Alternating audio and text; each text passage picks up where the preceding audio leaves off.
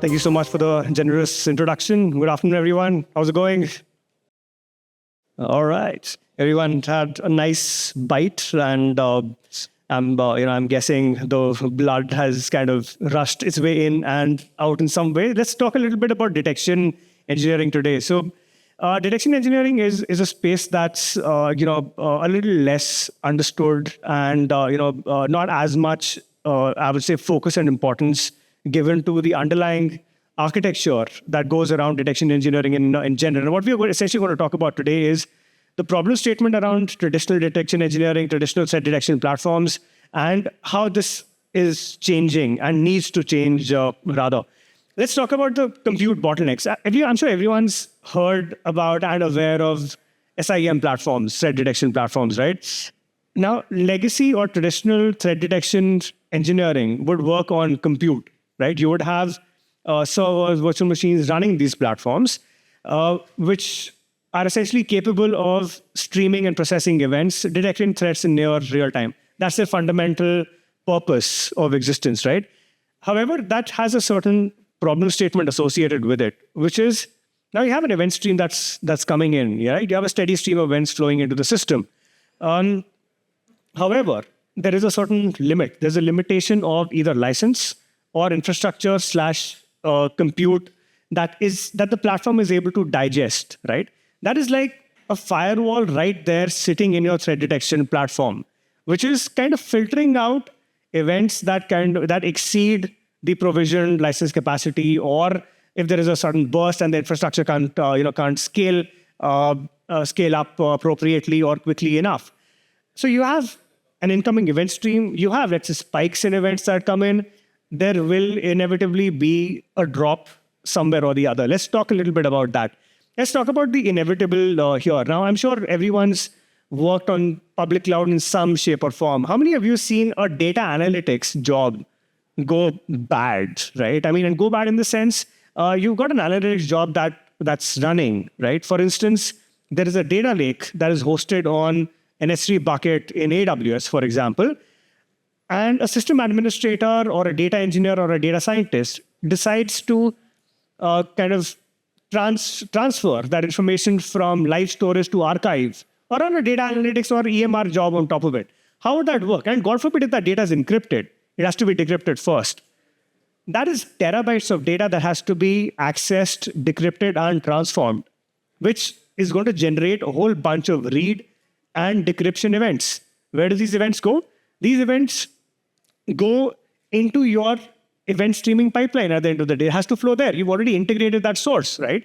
So let's say there is a data archival job that runs from a source to a destination that generates probably 2x the provisioned capacity.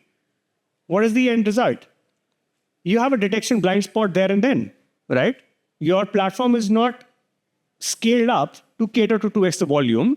At max, you'll have a burst volume of 1.2, 1.5x. And God forbid, there happens to be a bad guy kind of messing around with your environment or infrastructure at that given point in time. There goes your detection blind spot, right? Forget about the security analyst or the threat analyst getting to triage and whatnot. The detection doesn't even reach the analyst in this place, right? The platform will end up dropping it. So that's the problem statement that I wanted to talk about, which is going to kind of take us to the architecture of how traditional detection engineering used to work and still works in majority of the scenarios, right? You've got ingest on the left-hand side.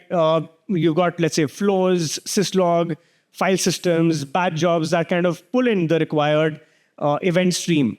You've got literally an SIM in a box, right? And you've got SaaS services, but traditionally SIMs were deployed as virtual machines. So it's literally sitting inside a piece of hardware or virtualization. And then you have your typical processes. These processes are not going to change. It's there today. It's going to last forever, which will include manageability, triage, threat detection and response, forensics, and closure, right? Now let's take this architecture and see what it would look like if we were to do it the cloud-native way, right? Now, when I say cloud-native way, I would like to call out one stark difference between traditional data processing and cloud-native data processing. Unfortunately, security practitioners and product organizations are lagging behind here. Data platforms organizations such as Databricks, etc., have done this way back, right? And we need to learn from that. So what changes? Everything in the cloud is event-driven. There is an event that could be, let's say, creation of a resource, deletion of a resource, encryption, decryption of data, right? As and when these events are generated, these have to be processed as they are being generated. And in public cloud, the events are, the scale keeps going up and down. And the elasticity is almost like it has to be there at every given point in time. Because you have to cater for ups and downs in traffic. You have to cater for 2x, maybe 3x the volume. And every time that volume changes, you can't go back to the OEM and kind of tell them, hey, listen, I have a burst. I need to change my license. I need to provision extra capacity and so on. It has to happen as events are getting processed. The only way to do that is to leverage infrastructure that runs without virtualization or servers in the first place. It has to be serverless, right? Now, how can this be done? You've got ingest. Again, we just changed the ingest story from file system, syslog, etc., to services such as streams, such as, if you're familiar with AWS, CloudTrail, Kinesis, and so on, right? S3 also, for example, is a very popular ingest source. And the ingest has to be event-driven. It cannot be a bad job. We were working with a customer wherein we saw a disaster that they integrated one of their S3 sources and did a list bucket that pulled their entire data, right? I mean, just imagine the amount of cost that customer would have had to go through. So again, reiterating the fact that it has to be event-driven all the time, and the processing has to be done via serverless infrastructure such as Lambda in AWS, Cloud Functions in GCP, and functions in Azure. What also changes with cloud-native detection engineering or next-generation detection engineering, your SOC team would typically be the ones that will be writing the use cases, right? So the SOC team would be analyzing the ingested sources, would be analyzing your threat landscape and creating use cases for you, right? However, look at what's happened in AppSec, right? We've shifted left. AppSec, SAST, DAST, all happens pre-production, right? Why can't detection engineering also happen pre-production? The only way to do that is if we either start opening up access to our SIM platforms throughout the entire organization, or we implement detection as code, right? Why can't we write detections as pieces of code? Let the engineering team also have some ownership of detection. End of the day, they are much better equipped to understand their application functionality and also be a part of the entire detection lifecycle, right? Why can't that be done? People are doing it today as well.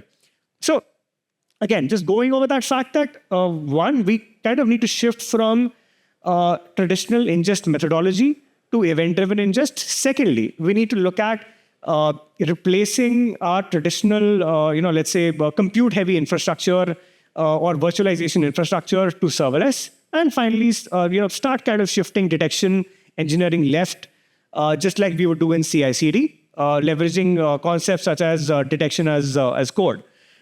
Finally, the other huge bottleneck that detection engineering, or sorry, threat detection and response teams generally deal with today is how do you analyze massive amounts of data and make sense of it, right? So typically you would have, let's say data residing in distributed storage such as SDFS, Hadoop-backed systems, or you would just have, again, an SIM in a box where you can just run some simple queries, create some dashboards and so on. But how do you take that from a closed box behind, let's say, a certain piece of technology and start opening that up?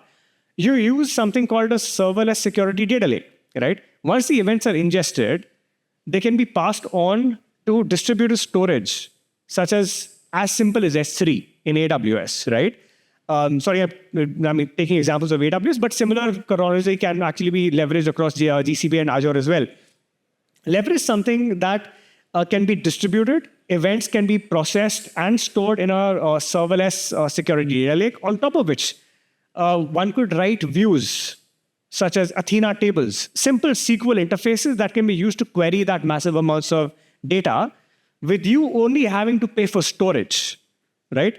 again, just going over that statement one more time, you will not have to, let's say, shell out for compute having to store terabytes of data.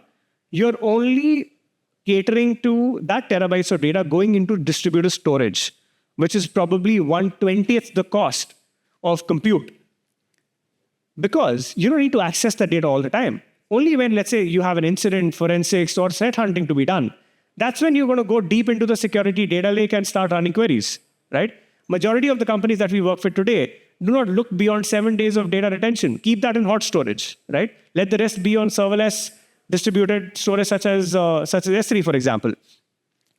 The moment data has been processed and stored in an optimized format on a distributed security data lake, it opens up a plethora of opportunities, right? What you're seeing here is a Zeppelin notebook running Spark code, right? Traditionally, this is used by data scientists and data engineering teams. Why haven't security engineering teams or detection engineering teams been able to leverage this today? Because there is no platform that can, provide for the data that has been processed and stored in an optimal format. You cannot run a Zeppelin notebook on top of a hard disk that is backed by, let's say, HDFS, for example, right? But, however, once that data has been processed, stored in optimized formats such as Parquet, right? Parquet is a very interesting data structure that is extremely optimized. Once data has been stored in formats such as Parquet, for instance, notebooks can be created. That same threat hunting that was done, let's say, using SQL queries or using, simple, let's say, queries using SIM platforms, can now be done on the back of machine learning, right? I mean, we're not talking about Gen AI, et cetera, that's fine. But these are basics in terms of artificial intelligence and machine learning, right? What you're seeing here is nothing but a clustering algorithm that's done on that large data set to uncover different clusters of activity. As a security analyst, the moment you see this figure, you will know that there is one such cluster that is looking a little off. And all this has not been done by analyzing millions of lines of log. It's been done by the machine, which would ordinarily not be possible if you were, let's say, running traditional platforms that are basically locked up in a box, right? So I think that's largely what I wanted to kind of talk about and shed light on how detection engineering really needs to change today. It's been a while. I mean, these platforms have been running for a couple of decades, give or take. And we've actually seen, even in my previous role at MakeMyTrip, we've seen multiple such issues just kind of bringing systems down, which is what kind of brought us about to the idea of, doing this without servers at all, and it seems to work great. That's it as far as the slides are concerned. Happy to take any questions from the audience. Yes, please. I'm sorry, could you come again? Definitely, yes. So I think the first thing that needs to be done is scoping it out, right? So just like you would scope out an SIM deployment, right? One would need to scope out the various ingest sources that are there, bifurcate that by the architecture itself, right? Yeah, so for instance, what I'm talking about here on the left-hand side, you've got syslog, file system flows, SFTP, for instance, right? Syslog, very, very traditional, can definitely be replaced by services such as Kinesis streams, for example, right? In case of AWS. In case of GCP, I think it's called, I'm forgetting, but a very similar service in GCP as well.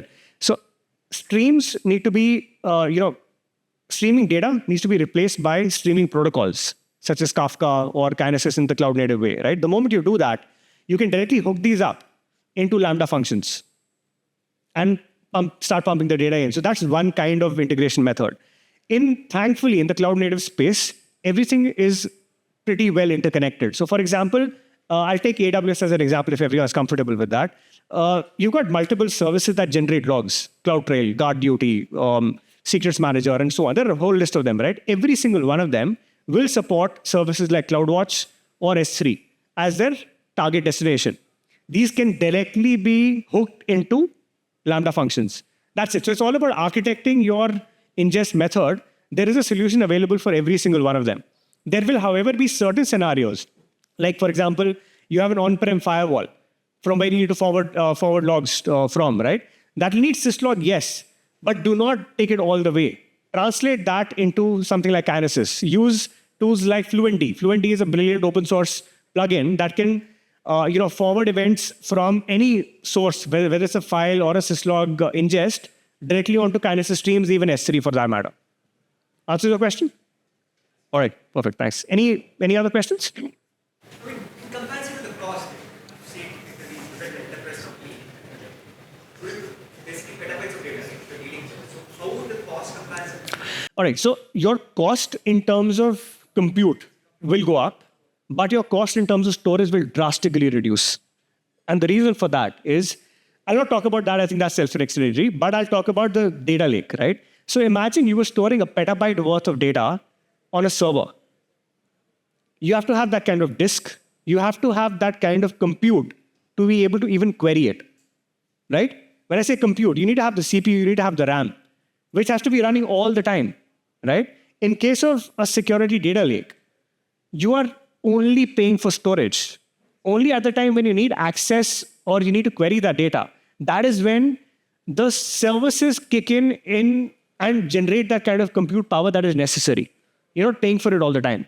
And an event like that, like I said, is going to happen once in a while. It's not like you will need to query that petabytes of data all the time. If you would move between different tiers of S3. Absolutely, yeah. Awesome. Great questions. Yes, please. K means that you are the clustering that you did. What is the X and the Y axis? All right. Okay, so this is two-dimensional.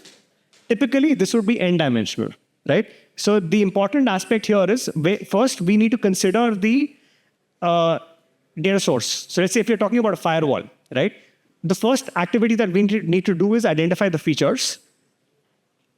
After that, run this against the algorithm and the processed data. It'll generate an n-dimensional result. What you're seeing here is two-dimensional. These are only two features that we have plotted. Absolutely. Under the hood, like when you really look at it, it'll be an n-dimensional space that will kind of give you the various clusters and their deviation from each other. So I think his question was more relevant. So to this, the notebook will consume $50 of compute. But again, all right, no, great. So I think the notebook will consume that kind of compute for sure, but only when you need to analyze it. This notebook can be spinned up and spun down as and when required. Traditionally, if you were storing all of this inside a server, you need to have that up and running all the time. So I think, let me just kind of reiterate what the gentleman asked, right? So the question here is, this notebook is, let's say, running, let's say it's a Zeppelin notebook or a SageMaker notebook or a Jupyter notebook, for example. It doesn't have that kind of computing power to analyze not even a terabyte, 500 megabyte of data, because the RAM doesn't exist, right? How do you do it? You first carry out something called feature engineering, where you reduce that 1 million worth of events down to 1,000. From there, then you take this into a machine learning model, SageMaker, Jupyter, and so on, and it works great. There has to be pre-processing of data using services such as MapReduce, the Hadoop ecosystem, and so on. There are many services that are meant to do that today. That answers the question? All right. All right, I think we are a little over the time. If there's anything else, happy to have a chat after this session. Thanks so much, everyone, for your time. It was a pleasure being here.